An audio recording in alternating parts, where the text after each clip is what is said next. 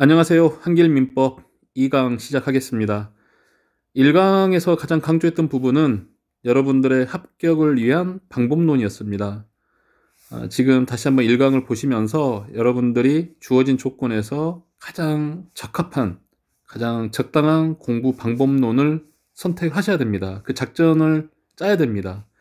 여러분이 선택하셨으면 합격을 해야 되지 않겠습니까? 귀중한 시간 날리면 안 됩니다. 그래서 합격 방법론이 가장 중요합니다. 가정주부나 직장인, 학생, 백수, 여러 가지 형태가 있겠지만 자기한테 주어진 시간과 공간을 잘 보셔가지고 판단하셔가지고 이렇게 공부하면 좋겠다라고 선택을 하셔야 됩니다. 저는 좀 집중적인 공부 방법을 좀 추천하고 싶지만 사람마다 다르니까요. 그럼에도 불구하고 하루에 1시간씩은 꼭 들었으면 좋겠습니다. 이 방송을 통해서든 아니면 자기만의 어떤 교재가 있고 단고나 노트가 있다면 하루에 1시간만큼은 꼭 공부하자, 이렇게 좀 말씀을 좀 부탁드립니다. 자, 오늘 이 강은 좀 중요하지만 가볍게 넘어가겠습니다. 왜냐하면 아마 질릴 정도로 앞으로 수업 때마다 말씀드릴 것이기 때문에 이러한 정도의 어떤 이해 정도면 충분하겠습니다. 자, 두 번째 강의의 시작은 보충 수업입니다. 우리가 권리변동이 민법 총칙의 시작이다 보니까 권리의 어떤 의미, 또 권리의 주체, 권리의 객체에 대해서 건너뛰기 마련인데 이 부분을 좀 알고 가셔야지 제가 강의할 때마다, 여러분들 수강하실 때마다 도움이 되겠습니다. 일단 권리라는 표현을 좀 쉽게 이해하면 좋겠습니다. 그냥 법에서 보호하는 이익이다. 여러분들은 법이라는 강력한 어떠한 그런 부분 통해서 보호받고 싶어 하는 거잖아요. 일반적인 어떤 내용보다 이 권리를 얻게 되면 법, 즉 국가, 여러 가지 형태가 있겠죠. 법원이라든지. 그래서 국가와 법원에서 강제적으로 보호해주는 이익이다. 하지만 권리라는 것은 그 이면에 동전의 앞뒷면처럼 의무가 있습니다. 의무. 나중에 계약 파트에서 공부하다 보면 권리만 있고 의무가 없는 형태도 있지만 대부분은 동전의 앞뒷면처럼 권리와 의무는 한 쌍입니다. 그래서 권리와 의무는 늘 동시적인 생각, 채권과 채무, 이렇게 표현할 수도 있는 거지만 우리의 법 이론이 권리 중심으로 표현되어 있다 보니까 권리 중심으로 또 서술이 되어 있습니다. 자, 권리의 의미는 법에서 보호하는 여러분의 이익이다 라고 생각하시고, 그 내용적 분류는 크게 재산권하고 인격권, 가족권, 사원권, 여러 가지 권리들이 있는데 우리가 공부하는 것은 재산권입니다. 그 재산권에서도 물권, 채권이 대표적인 겁니다.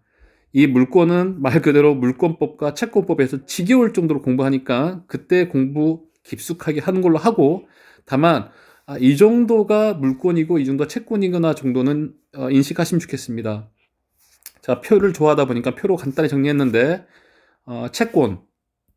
채권과 물권을 비교해 보겠습니다. 채권은 특정인이 특정인에게 일정한 행위를 요구할 수 있는 권리다. 물권은 특정한 물건을 직접 지배하는 권리다. 배타적인 이익을 얻는 권리다. 여기도 이익이 계속 나오잖아요. 다 이익입니다. 여러분들이 이익이 없는 행위를 한다라는 것은 극히 드문 일이잖아요. 자본주의 사회 시장 경제에서는. 그래서 거래 행위 속에서는 각자의 이익을 추구하게 되는 거고, 이 법에서는 그걸 공정하게 공평하게 만들어주는 거죠.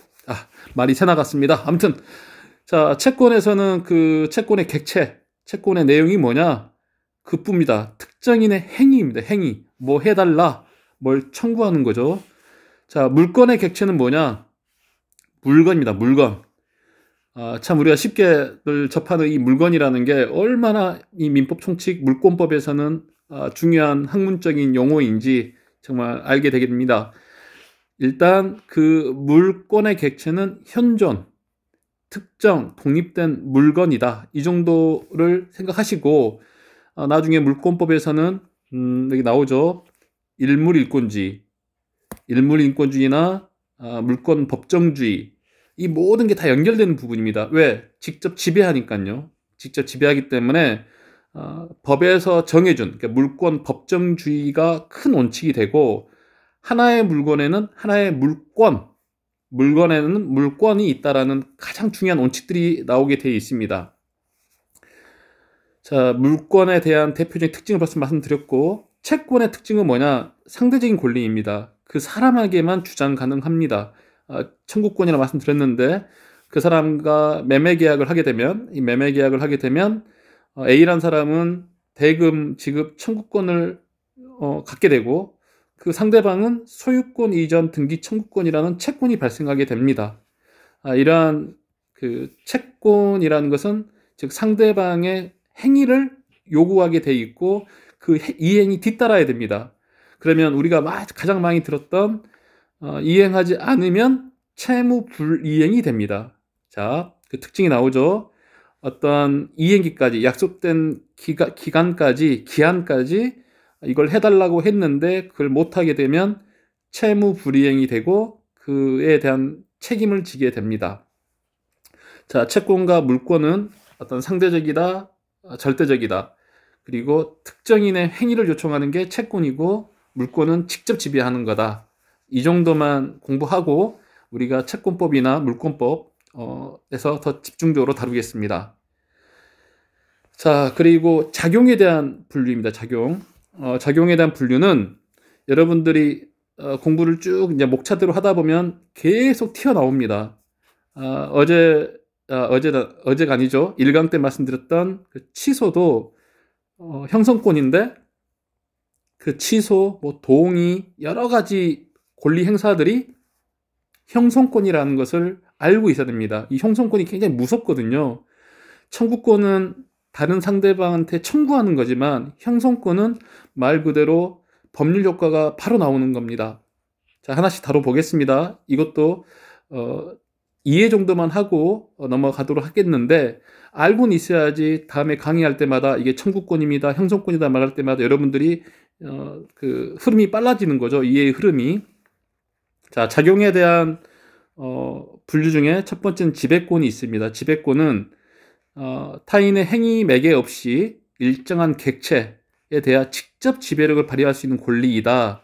즉, 말 그대로 물권하고 표현이 비슷한데 타인의 동의나 협력이 필요 없다. 물권을 직접 배타적으로 지배할 수 있는 물권이 대표적이다. 그 밖에 뭐 저작권 이런 거 있는데 우리 시험법이 바뀌니까요. 그래서 이 지배권, 그러니까 물권이 대표적인 지배권인데 이 지배권을 방해하고 침해하는 경우가 있을 때는 그 사람한테 손해배상을 청구할 수 있거나 방해 제거 청구권을 행사할 수 있게 됩니다. 물권법에서 가장 큰 특징 중에 하나가 물권에 갖고 있는 특징 중에 하나가 이런 방해 제거 청구권 같은 뭐 소유물 반환 청구권 이런 것들이 있는데 자기 권리를 행사할 수 있는 대표적인 무기가 되는 겁니다. 그 무기의 어떤 보유지, 그 근거는 지배권이기 때문에 가능한 겁니다. 자, 형성권. 형성권은 한번 읽어보겠습니다.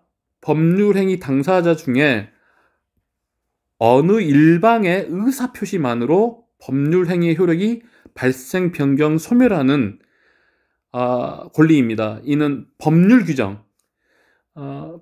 규정에 의해서 한 사람의 권리자한테 그 권리를 부여하게 되는 권리인데 아주 막강합니다. 이에 반해서 청구권은 양 당사자 중에서 상대방에게 요구할 수 있는 권리입니다. 상대방에게. 그래서 상대방의 이행을 촉구해야 되는 건데 우리 형성권은 의사표시만으로 중요한 것은 법률행위 효력이 법률 규정에 의해서 만들어지는 겁니다. 자, 이 부분은 굉장히 중요하다는 부분을 강조드리는데 그 형성권이 뭐뭐 있느냐? 자, 볼게요. 동의권, 추인권, 철회권, 취소권, 상계권, 해제권, 해지권, 매매, 일방예약, 완결권 등. 그래서 공부하다 보면 자주 나오는 자꾸 어제라 그러네요. 1강 때 말씀드렸던 그 미성년자가 법률 행위를 완전하게 하려면 법정 대리인의 동의가 필요하다 했잖아요. 그 동의가 결합되어야만이 확정된 유효된 행사가 되는 겁니다. 그 동의, 추인, 철회, 취소, 상계, 해지, 해지권은 모두가 형성권이다. 그래서 일방 당사자가 취소라는 그런 의사 표시만으로 법률 효과가 나옵니다. 소급해서 소멸이 되어버리는 겁니다. 계약 파트에서도 공부하게 되는데요. 해제권이라는 의사표시만으로 계약은 소급해서 무효가 됩니다.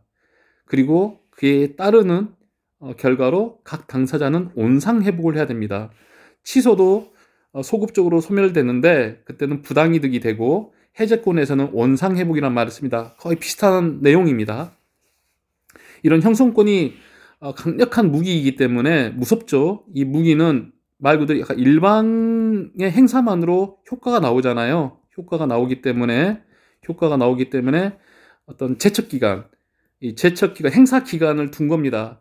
우리가 소멸시효, 취득시효를 제대로 배우진 않지만 시효는 시간의 흐름인데 여러 가지 뭐 중단 사유라든지 중지 사유 때문에 변동이 있지만, 제척기간은 딱 무자르듯이 정해진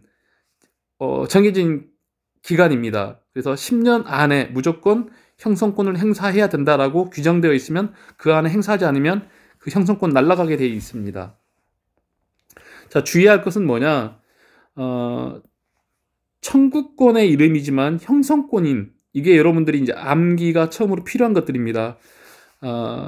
주로 계약법에서나 물권법에서 많이 나오는데, 이름은 청구권인데 실질적인 내용은 형성권이라서 여러분들이 좀 헷갈려 할 수 있는 부분입니다. 그러한 내용들이 지상물 매수 청구권, 부속물 매수 청구권, 매매 대금 감액 청구권 등이 있습니다. 이걸 좀 주의하셔야겠죠.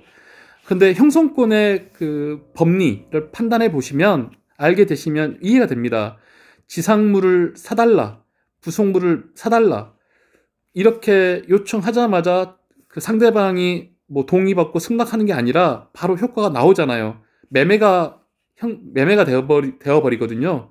그래서 지상물 매수 청구권, 부속물 매수 청구권은 이름은 청구권이지만 형성권으로서 역할을 하고 있다는 부분은 여러분들이 숙지하셔야 됩니다. 실제로 34회 공인중개사 기출문제에서는 임차인의 필요비 상환 청구권은 형성권이다, 이렇게 지문이 나왔는데, 이건 또 형성권이 아닙니다. 말 그대로 청구권입니다. 그래서 이렇게 청구권이냐 형성권이냐라는 이 파트는 여러분들이 조금 암기를 해야 된다. 하지만 지금 암기할 필요는 없습니다. 왜냐하면 임대차라든지 지상권이라든지 이렇게 공부할 때마다 나오면은 이게 자동적으로 자연스럽게 암기가 되거든요. 그때 다시 한번 또 말씀드리도록 하겠습니다. 세 번째 효력에 대한 분류는 청구권입니다. 이미 뭐 형성권 때 말씀드렸지만은, 청구권은 특정한 사람이 특정한 다른 상대방한테 자귀, 부자기, 해라, 하지 말아라, 일정한 행위를 요구할 수 있는 권리입니다. 이 청구권은 채권이 대표적인 형태로 나타나지만 가끔 물권이나 신분권에서도 청구권이 발생할 수는 있습니다. 이 청구권이라는 게 상대방이 동의하지 않으면 어떻게 되느냐, 이렇게 질문할 수 있는데요. 국가가 가만히 내버려두지 않잖아요. 아까 말씀드린 권리라는 것은 법에서 보호해주고, 그 상대방이 말을 안 들으면 국가가 강제로 이행하게 되어 있습니다. 그런 뒷배가 있기 때문에 이 청구권도 행사할 수가 있는 거고, 법에서 보장해주는 강력한 무기가 되는 겁니다. 자, 항변권. 항변권은 계약법에서 나오게 되는데, 동시에 항변권이라는 게 굉장히 중요합니다. 자, 아까 말씀드린 것처럼 뭐 무기가 있잖아요. 청구권이라든지 형성권, 내 권리를 행사하기 위한 여러 가지 무기들이 있는데, 그 무기가 있는데 일종의 방패라고 생각하시면 되겠습니다. 자, 읽어보겠습니다. 항변권은 상대방의 청구권 행사에 대하여 그 청구를 저지하는, 막아내는 그런 작용을 가지는 권리이다. 권리 행사에 대한 방어라는 의미에서 방어권이라고도 한다. 하지만 이 항변권이라는 게 그 무기가 무기 자체를 부인하는 게 아닙니다. 무기를 막는 방패의 역할이지, 그 무기 자체가 부인하거나 소멸시키는 그런 게 아닙니다. 그래서 청구권의 행사를 인정하되 일시적으로 그것을 저지한다라고 이해하시면 되겠습니다. 이 동시에 항변권은 채권법에서 뭐 이혼부담이라든지 이런 파트랑 함께 공부하게 되는데, 시험의 출제 빈도가 높습니다. 동시행 항변권 정도가 이러한 역할을 하고 있다는 정도만 이해하시면 좋겠습니다. 자, 다음은 권리의 변동입니다. 시험에 이제 한 문제가 나오는 내용이죠. 자, 권리의 변동. 여러분들이 권리를 얻고 또 변경, 또 소멸되는 이 모든 게 하나의 권리의 득실 변경이라고 하는데, 법률 효과라는 말 많이 배웠잖아요, 아까. 그래서 법률 요건과 법률 효과는 한 세트인데, 그 법률 효과를 권리의 관점에서, 권리적 관점에서 표현하는 겁니다. 그래서 이제 여러분들이 이걸 세트로 이해하시면 됩니다. 이게 막 여러 가지가 난무하는데, 아, 권리의 변동은 법률 효과구나. 권리의 변동은 권리의 득실 변경이구나. 권리의 변동은 권리의 발생 변경 소멸이구나. 이 모든 게 법률 효과구나. 우리가 법률 행위를 하는 이유는 이렇게 권리 변동을 하려고 하는 거구나 라고 이해하시면 되겠습니다. 자, 법에 의하여 규율되는 생활관계를 법률관계라고 하며, 법률관계 변동이 일어나려면 원인이 있어야 된다. 계속 말씀드렸지만 우리 일상생활에서는 원인과 결과, 법에서는 요건과 효과, 이렇게 이해하시면 아주 쉽게 판단이 됩니다. 자, 권리의 발생, 변경, 소멸이라고 했잖아요. 이렇게 권리의 변동은 발생, 변경, 소멸이 있는데, 지금부터 시험에 나오는 이제 지문들이 나오기 시작합니다. 권리의 발생은 무엇이냐? 그리고 그 권리의 발생에는 두 가지 종류가 있는데요. 권리가 말 그대로 발생하는 거잖아요. 원시 취득이 있습니다. 그리고 승계 취득이 있습니다. 권리의 발생에는 처음부터 절대적으로 발생하는 원시 취득이 있고, 그리고 승계 취득이 있다. 이게 발생의 두 가지 종류입니다. 하나씩 따져보겠습니다. 자, 원시 취득은 무엇이냐? 어떠한 권리가 타인의 권리에 기초하지 않고, 타인의 권리가 없는 거죠. 새롭게 발생했다. 그래서 권리 위에 존재하였던 각종 제한이나 부담, 하자 등은 원시 취득의 효과에 의해 모두 소멸합니다. 깨끗한 상태로 시작하는 거죠. 그래서 원시 취득이죠. 원시, 처음, 최초. 소멸, 모든 게 다 없는 상태에서 깨끗한 백지 상태에서 나의 권리가 취득이 된다는 겁니다. 어떠한 것들이 있느냐? 건물의 신축과 소유권 취득. 건물 신축, 이건 시험 출제 지문입니다. 건물의 신축이 되면 바로 그 신축, 건물을 신축했던 사람이 소유권이라는 권리를 취득하게 됩니다. 그 외에 무주물 선점, 주인 없는 물건을 선점한 거죠. 유실물을 습득하거나 매장물을 발견하는 것에서 원시 취득이 발생하는데, 여러분들은 건물의 신축 정도 이해하시면 되겠고, 또 하나 중요한 게 이 취득시효입니다. 취득시효인데, 이 취득시효 같은 부분은 소유권이 어떠한 요건을 갖추게 되면 법률에서 규정해주는 취득 사유인데 굉장히 중요한 부분입니다. 이 점 물권법에서 공부하게 됩니다. 그래서 오늘 원시 취득의 대표적인 사례는 건물의 신축으로 소유권이 취득된다는 것, 그리고 점유 취득 시효, 등기부 취득 시효, 이런 부분들은 원시 취득이다라고 이해하시면 좋겠습니다. 판례를 써놨는데, 자기의 비용과 노력으로 건물을 신축한 자는 그 건축 허가가 타인의 명의로 된 여부에 관계없이 그 소유권을 원시 취득한다. 그러면 그 반대의 말, 승계 취득은 무엇이냐? 지금 권리의 발생을 공부하고 있는 겁니다. 승계 취득은 원시 취득과 다르게 타인 권리에 기초하는 겁니다. 타인 권리에 기초해서 특정인에게 승계적으로 발생하게 되고, 다른 사람의 권리에 기초했기 때문에 그 권리에 있었던 각종 제한이나 하자가 그대로 승계됩니다. 이름부터가 승계취득이잖아요. 그래서 원시취득, 승계취득에는 그 법률 용어 속에 정답이 있다, 이해를 할 수 있는 내용이 담겨 있다, 이렇게 보시면 되겠습니다. 자, 승계취득에도 또 종류가 나눠집니다. 이전적 승계와 설정적 승계입니다. 이전적 승계는 읽어보겠습니다. 권리의 주체만 변경되고 권리는 그대로 동일성이 유지된다. 그 이전적 승계도 두 가지로 나눠집니다. 포괄 승계, 특정 승계. 이전적 승계에서 포괄적 승계는 한꺼번에 취득이 되는 겁니다. 그 대표적인 선수가 상속입니다. 상속. 피상속인의 어떤 사망으로 인해서 자녀들이 상속을 받게 되는 거죠. 그때 무슨 특정하게 하나하나 개별적으로 이전 절차를 밟지 않잖아요. 한꺼번에 취득이 된다 해서 포괄 승계입니다. 특정 승계는 개별적인 권리가 개별적인 원인들, 계약 등에 의해서 취득이 되는 겁니다. 갑의 소유권이 매매라는 계약을 통해서 을의 소유권으로 이전되는, 그래서 갑의 권리가 을의 권리로 이전이 되는 거죠. 그것은 특정 하나의 특정한 개별적인 원인으로 달라졌다, 다르게 취득했다라고 이해하시면 되겠습니다. 우리가 계약법에서 배우게 되는 매매, 증여, 교환 등 각종 채권 계약을 통해서 그 권리가 이전하게 됩니다. 시험 문제로 나왔던 것은 부동산 매매에 의한 소유권 취득은 특정 승계이다. 이렇게 지문이 나왔습니다. 그래서 원시 취득과 승계 취득, 그 중에 특정 승계 중에 부동산 매매에 의한 소유권 취득은 여러분이 숙지하셔야겠습니다. 설정적 승계는 뭐냐?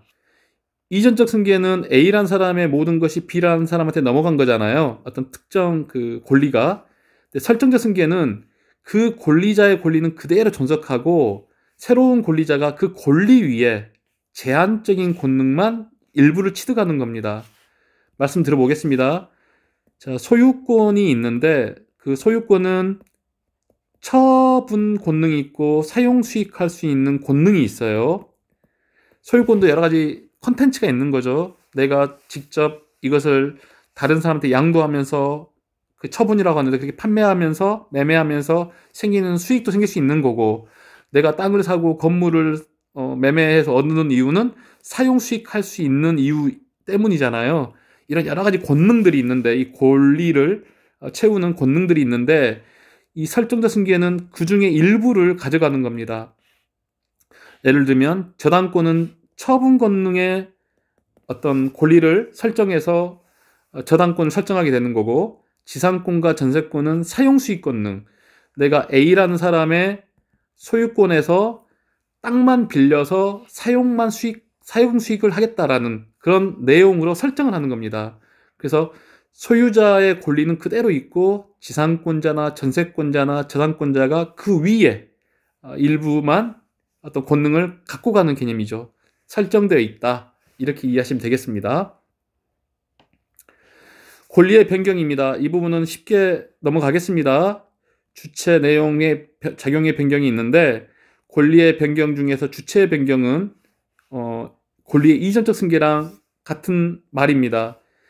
매도인에서 매수인으로 소유권이 변경된 것은 주체의 변경인데 우리가 조금 전에 배웠던 권리의 이전적 승계의 한 모습인 거죠.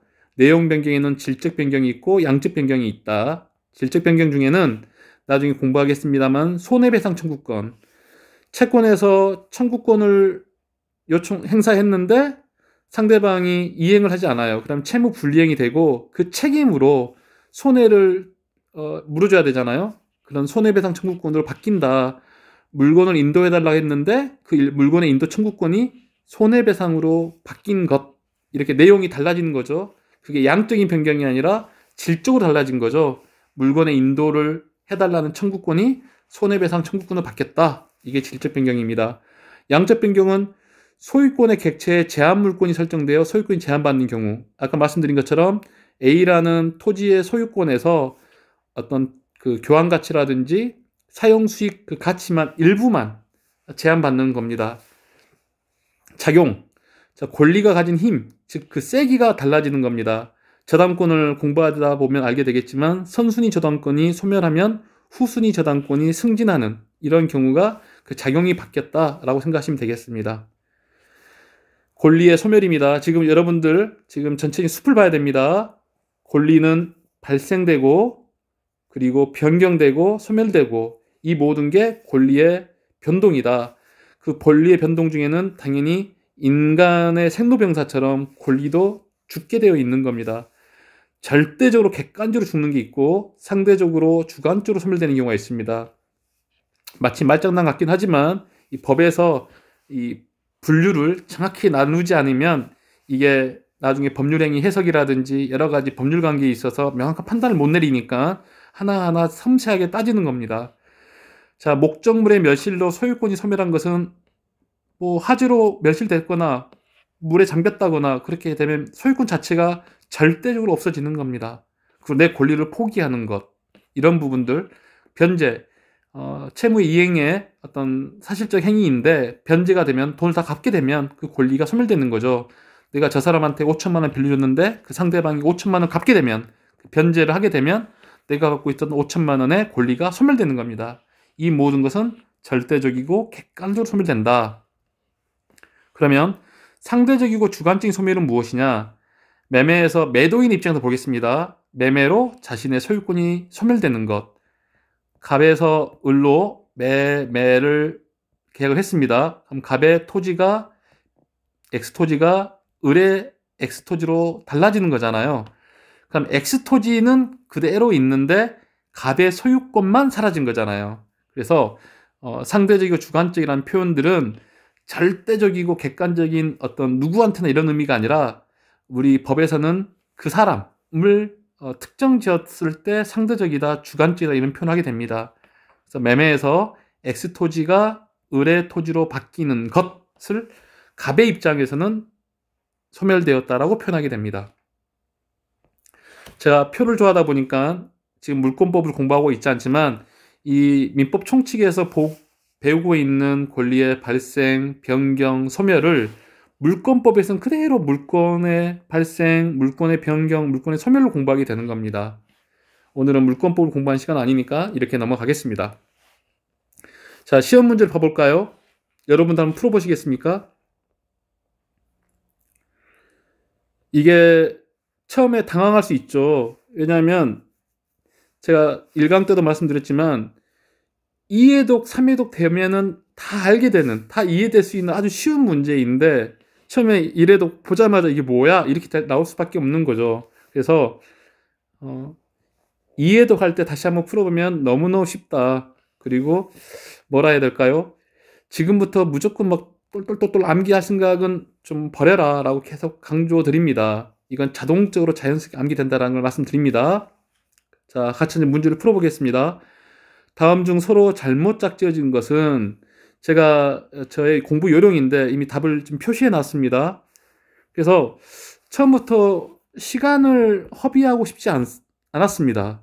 제 공부 요령인데 답을 보고 답에 대한 해설을 보면서 빨리 이해 숙지를 하는 거죠. 그래서 문제를 풀면서 이론 공부를 미리 하게 되는 겁니다. 그 다음에 2회독 내지는 3회독일 때 또 내지는 별도로 기출문제만 푸는 겁니다. 그래서 1회독 할 때는 가급적 답을 보고 공부를 하는 게 낫다라고 저는 추천드립니다. 다시 문제로 돌아와서 다음 중 서로 잘못 짝지어진 것은 오늘 공부했던 내용이 나왔습니다. 무주물의 선점은 원시취득이다. 이거 하나만 공부해야 되고 또 하나 저당권의 설정은 이전적 승계다. 불과 10분 전에 말씀드렸습니다. 저당권의 설정은 이전적 승계가 아니라 설정적 승계이다. 소유권자한테 저당권을 설정하게 되면 그 교환 가치만 설정하게 되는 거거든요. 그래서 이전적 승계가 아니라 설정적 승계라는 부분이 정답인 거죠. 맞는 거죠. 그래서 1번이 잘못 연결되어 있는 겁니다. 소유권의 포기는 상대법 없는 단독행위다. 청약자가 하는 승낙인지 통지는 간념의 통지다. 이 부분들은 법률 행위 파트에서 아주 자세하게 공부하게 됩니다. 자, 다음 중 또 연결이 잘못된 것은 오늘 공부했던 내용 중에 이거 나왔죠. 부동산 매매에 의한 소유권 취득은 무엇이라 했습니까? 좀 10분 전 한번 들어가 보십시오. 특정 승계라고 바로 배웠습니다. 부동산 점유 취득 시효 완성으로 인한 소유권 취득은 원시 취득이다. 오늘 공부했던 내용 중에 원시 취득, 승계 취득, 그 승계 취득 중에 특정 승계를 공부하게 된 거고, 또 배웠던 임차인의 필요비 상가 청구권은 형성권이구나라는 것도 우리가 공부하게 되었는데, 죄송합니다. 형성권이 아니죠. 형성권이 아니라 청구권입니다. 그래서 임차인의 필요비 상한 청구권, 이것은 한 번 더 꼬은 겁니다. 한 번 더 여러분 비튼 건데 임차인의 필요비 상한 청구권은 청구권이다 라고 여러분이 알고 계시면 되겠습니다. 오늘 두 문제 한번 풀어봤습니다. 자, 다음 넘어가겠습니다. 3강에서 제대로 공부를 하게 되겠지만은 계속적으로 반복해서 말씀드리는 게 권리변동과 이 법률 요건입니다. 그래서 권리변동, 법률 요건은 하나의 정말 세트다. 요건이 있어야 변동이 있다. 원인과 결과, 요건과 변동. 그 권리변동은 법률 효과다. 다시 한번 읽어드리겠습니다. 법률 요건이 무엇이냐 그러면 이제는 바로 튀어나와야 됩니다. 권리 변동을 일으키는 법적인 원인이다. 권리의 관점에서는 권리 변동이다. 다시 한번 요건과 효과, 그 법률 효과의 권리적인 측면에서 말씀드리는 게 권리 변동이다라는 것을 계속적으로 강조해 드렸습니다. 문제 지문인데요. 우리 공인중개사 기출주문에 임대차 계약은 청약과 승낙이란 의사표시 합치로 성립하는 법률 요건이다. 맞는 지문입니다. 나중에 의사표시는 법률 요건을 구성하는 또 필수적 요소입니다.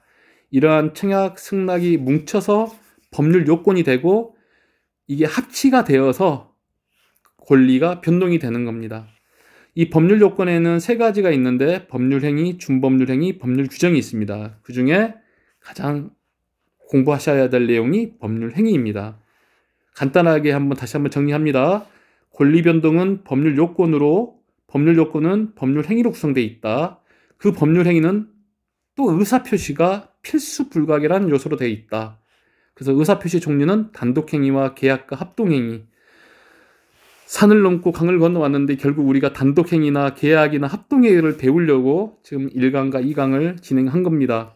하지만 이 권리변동, 즉 법률효과나 법률요건, 법률행위를 모르면 나중에 계약강의나 이렇게 단독행위를 설명드릴 때 여러분들이 마치 먼 산 보는 것처럼 헤매게 됩니다. 다시 한번 권리변동은 법률요건으로 파생이 되는 거다, 만들어지는 거다. 그리고 법률요건은 법률행위가 가장 중요한 또 구성 요소고 그 법률행위 중에서 의사표시가 절대적으로 필수 불가결한 요소라는 걸 말씀드립니다. 제가 얼마나 이렇게 강조를 많이 드리는지 또 한번 설명드립니다. 다시 한번 법률 요건과 효과, 다시 한번 법률 요건은 법률행위, 그 법률행위는 의사표시가 필수 불가결한데 단독행위와 계약과 합동행위로 이루어져 있고, 자, 이 법률행위는 성립이 또 돼야 되잖아요. 성립. 법률 요건의 법률행위도 또 성립이 돼야 되거든요. 법률행위가 성립이 안 되면 법률 요건은 성립이 안 되는 거 아니겠습니까? 그래서 당사자, 목적, 의사표시가 성립 요건이고 그 당사자도 능력이 있어야 되고 그 목적도 학가적 타라 표현했는데 학정, 가능, 적법, 타당성이 있어야 됩니다. 그리고 의사표시는 하자가 없어야 됩니다. 이 모든 게 다 100% 되어야만이 성립도 되고 유효요건도 갖춰야만이 법률 효과가 만들어집니다. 그 법률 효과 중에서 하자가 있게 되면 무효로 빠지게 되는 거고 100% 갖춰지게 되면 유효가 되는 겁니다. 지금 이 표는 김변서당의 그 강사분께서 만든 표를 좀 따왔는데 그 내용을 이 표로 분류해서, 즉 요건과 효과를 우리들의 법 체계 속에서 담아낸 겁니다. 그래서 쉽게 말씀드리면 이러한 법률 행위를 하게 되면 채권이라는 법률 행위 계약을 통해서 이렇게 발생하게 된다라는 일종의 흐름표입니다. 지금은 여러분들이 무슨 말인가 싶을 텐데 나중에 한번 돌아서 와서 보시게 되면 이 표가 이해되게 됩니다. 자, 지금 시간이 33분이 지났는데 제가 이게 편집 없이 하다 보니까 뭐 어떻게 좀 더듬기도 하고 그러는데 여러분들이 많은 좀 이해와 양해를 구하게 됩니다. 법률 사실만 말씀드리고 오늘 강의를 마치도록 하겠습니다. 3강에는 법률 행위가 아주 시험에 단골 메뉴들이 많이 나오기 때문에 그 부분 집중적으로 공부하게 되고 법률 행위의 성립 요건과 효력 요건을 다시 한번 다루게 됩니다.